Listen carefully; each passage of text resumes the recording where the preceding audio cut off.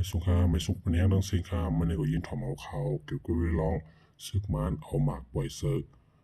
กีกลานกดทับเทียนเอาอีในจีเวงน้องเขียววันในออกมือว่าในตับซึกปลดปล่อยจะจัดตะอังเทียนเอาอีเขาบนข่าวไว้ว่ามือพองมือห่มตุ้มต่างเมืองตึกคัดเจอจอยแถมกวนโทเพอิงสันแผ่นดินไว้อยู่นั่นของสีซึกมันเขาเอาตัวมาปล่อยหมากเสือวันเจ้าคำจีเวงน้องเขียวจึงได้ประทอง วันที่31เดือนธันวาคม2024ย่ำกลางในลา10 โมง 10 มินิในหัวซึกมันเขาเอาโดนสีมีนเข้ามาปล่อยหมากลง1 ปากเศร้าเซอร์กิกลานกดทัดซึกปลองเทียวนี้อีเลยซึกธนู DPNLA วานจองคำอันซึกปลองเทียวนี้เขากุมกำไว้นั่นในเย้าย้อนหมักจากสีเฮือนยี่กับพองลูกไก่สีตาก้นเต้มมีลงมาเจ็บลูกตายสังก้นมึงน้องเขียวก็หนึ่งลานในหนังในออกใจเขาเอาต้นสีมาปล่อยหมากใส่มือหมอกซิมองในออก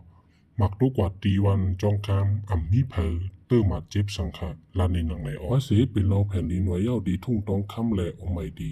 จีเว้งน้องเขียวปางตึกนาลิ้นเย็นกว่าสีดากุ้ยกาภายนาซึกมัน